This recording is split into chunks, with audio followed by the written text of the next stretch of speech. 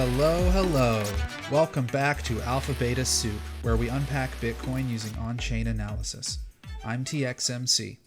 Happy Wednesday, everyone.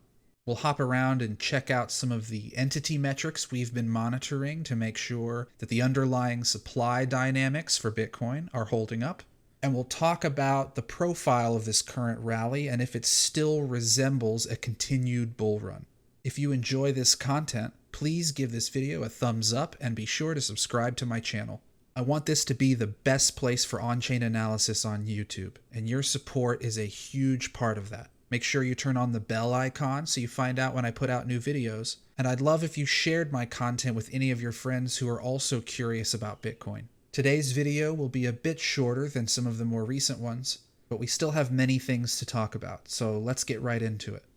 Let's first check in with the price chart here. When we last spoke on the 10th, we were right in this spot here around 55,000, and in fact we had started to break out above this range, but we've spent a couple of days hanging out up here, and honestly this isn't a big surprise to me. We're still up 25% in October, and we have a lot of room for a healthy pullback. In fact, if we look at our fib levels here, we just happen to be hanging out right in this zone between the two key retracement levels we've mentioned numerous times here, the 702 at 54,000 and the 786 at 57,000, nestled right between them. So right now I'm feeling good about the price action. Pullbacks are a healthy component of breakouts, and we should welcome them. They give people a chance to take a bit of profit if they're nervous, and it gives new buyers a clear entry point for the next leg up. Right now, no big alarms here on the price chart. Let's take a quick look at the realized price distribution. This is the distribution of all current Bitcoin by its cost basis and the volume at each price.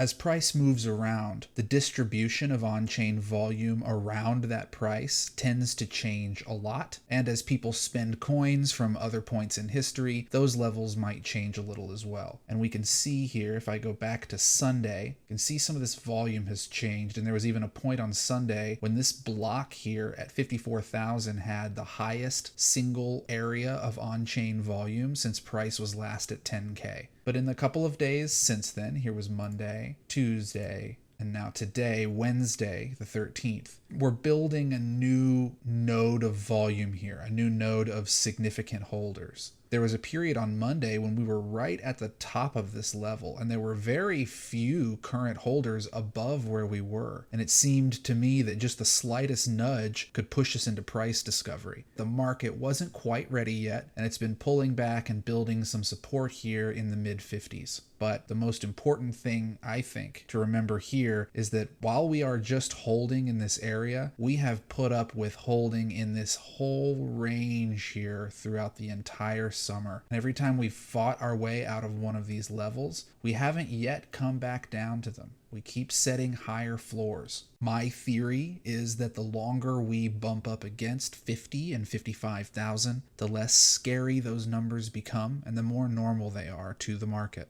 At some point, 50,000 will be the new 20,000. If we fall back below 53,700, which is this block right here, there might be a bit of open air as we search for new support. Hard to say exactly, but I'm not focusing my analysis on this particular chart here because these values change a lot. It's just good to have an idea of where psychological concentration has been built on chain.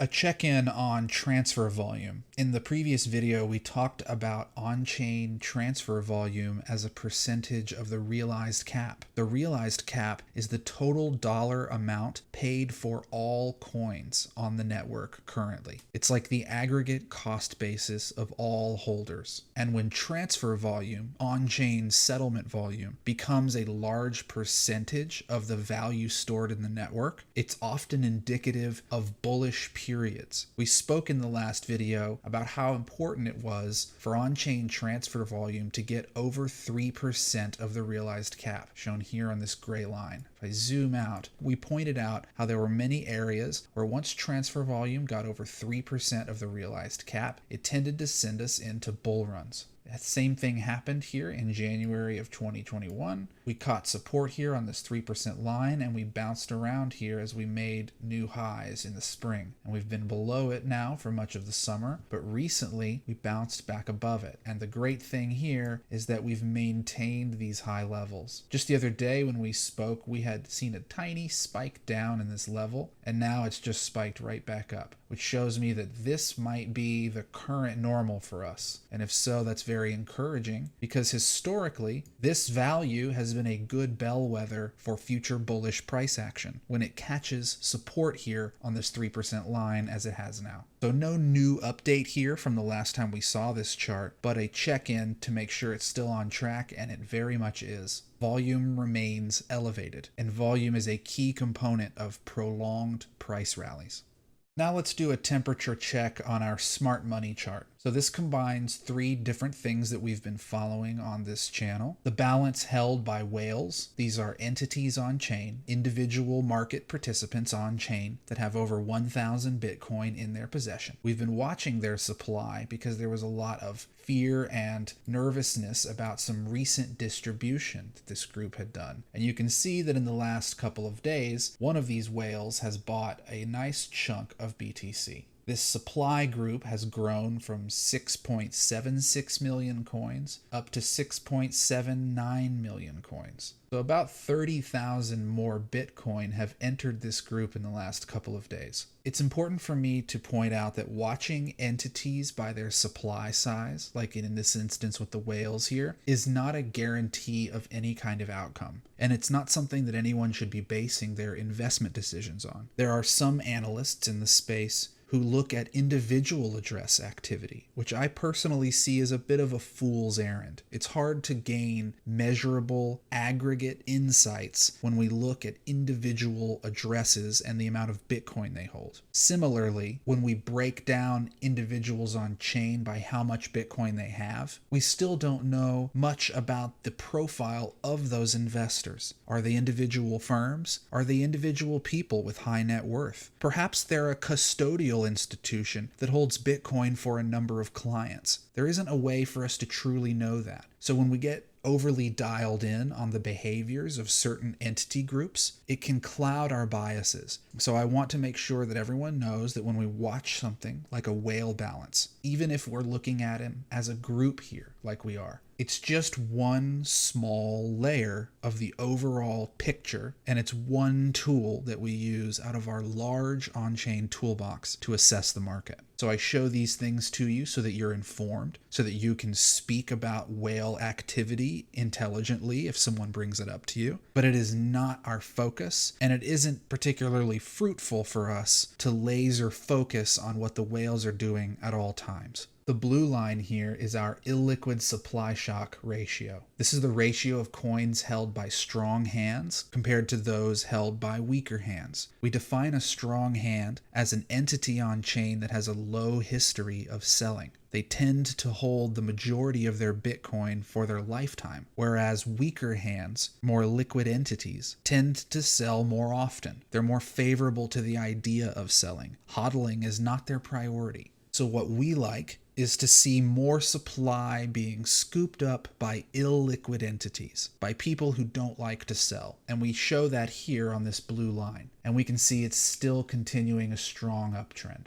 This illiquid supply group has been growing their stack for most of the summer, and so far has not relinquished much of their supply to their more liquid counterparts. Likewise, the long-term holder supply, shown here in this green line, which are all coins held by entities that have been sitting for at least 5 months, making them statistically unlikely to be sold again. That supply is also continuing to grow. So our whales, our hodlers, and our long-term holders are all stacking accordingly. While we don't have anything revelatory to observe about these groups, it's important to check in on them like we just did and to see that they're still on trend and still in line with our overall thesis that supply is being taken off the board for new buyers, which encourages price growth. That is our supply squeeze thesis, and currently it is being supported by these metrics.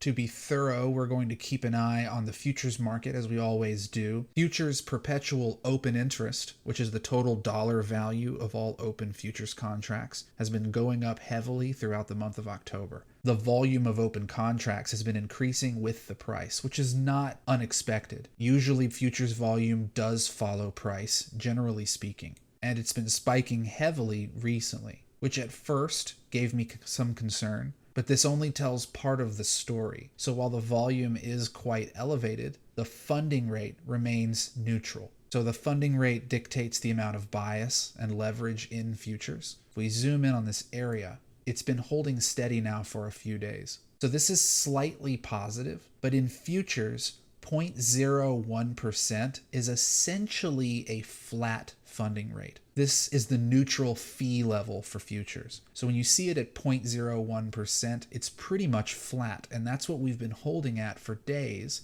despite volume increasing dramatically. For now, the futures market appears stable. There isn't a clear baseline or set of criteria that I can point out to say, this is the climate for futures to have a washout. This amount of open interest with this kind of funding rate, when price does this, means we get a flush. We don't have that kind of perfect recipe because there are way too many factors to know that, even down to the individual margin levels of traders in this market. There's just simply no way for us to quantify what the threshold would be. But by watching the rate of change of open interest volume and the funding rate in combination with historical patterns, we get an idea of what it looks like and whether it seems like a risky environment. What I can say right now is that futures looks steady. While volume is increasing, the funding rate remains relatively flatlined, which means we aren't getting an imbalance of leverage to one side or the other. This can change really quickly. The funding rate can dramatically increase in a matter of hours if the right kind of people show up in the market. But day to day, medium term picture, futures looks relatively healthy. So that's what's going on in the derivatives market right now. One other thing I want to mention today is the realized HODL ratio, or the RHODL ratio. I introduced this metric to you in a video a couple weeks ago. I'll leave a link in the description for that. Essentially, this ratio compares younger coins to older coins. It's the ratio of coins that are 1 week old or younger to the coins that are 1 to 2 years old. By looking at the ratio of young coins to old coins, we can see the supply dynamic oscillation over time through market cycles. And it does a pretty good job of showing us when we're at low points and high points in a market phase. Because this metric contains pure supply dynamics, it is purely young coins versus old coins, we get a very true representation of market dynamics and something that is pretty reliable over the long term. One of the reasons it is reliable is because of the forces that create bull runs. They are created by a fervor of new market entrants and young coins being shifted around quickly at high rates, and older coins selling into market strength as new highs are made, realizing gains and selling those coins to new buyers, resetting their lifespan and causing those coins to become young again. That dynamic exists in every bull run and will exist in all future bull runs, because that's the nature of how market forces operate. We can see here on the realized HODL ratio, if you follow it along with price, it begins at low areas. That is when older coins dominate the supply ratio between young and old. And as price appreciates, more and more new buyers begin buying coins, which become young coins. And older hands begin spending some of their coins to make some profit, which resets their lifespan to 0. And after a few weeks of this happening and months of this happening, the young coins dominate the ratio. And this value peaks at the top. Then, as price rolls over and the market enters a bear accumulation phase, coins begin aging out of the young group into the old group. Old hands stop spending, so their activity declines, and most buyers see their coins aging. As new buyers are extinguished from the market and those that want to become hodlers mature into being hodlers, you get a year or so away from the market, and before you know it, most of those coins are now 1 to 2 years old, and this ratio hits the bottom again. This cycle has played out in every major bull and bear phase for Bitcoin, and it plays out over years, as you can see. This here is 2 or 3 years. This period here is 3 whole years. And we've been in our own distribution phase now since the beginning of 2019, since we hit this bottom here at the end of 2018. So what's interesting to me about this? Well, the first time we pointed this out, we noted how this had been on a long distribution. We got a spike here in the spring rally as some old coins were spent into new hands and a bunch of new buyers showed up, which caused this ratio to spike up into the younger territory. And it has since settled back down as activity declined and these younger coins began aging that were bought up here. This level fell back down and has now maintained this same growth trajectory that it's been on since the beginning of 2019. When we last spoke about this, we were over here. And now we've seen a couple weeks later have gone by, and this value, let me zoom in, this value has continued to increase along its trend line, which is very encouraging. But there's another observation here that I found really intriguing, and it helps provide a bit more credence to the theory I've tossed around that this market resembles the 2013-2014 double pump bull market on a longer time scale. Notice here in our current RHODL distribution, we had this nudge here in the bull run, a nudge of distribution that didn't reach a full apex. Many old hands remained dormant in this time, and the ratio did not reach its full exhaustion point. Something similar happened over here in 2013 and 14 when we got this double move in the bull market. We got this push up on the ratio, we got some distribution, and then this ratio declined as some coins aged in this reset period here in the middle of 2013. And then once support was gathered, we got another shoot up and more old coins were spent, a bunch of new buyers showed up, and the ratio tilted towards the young coins.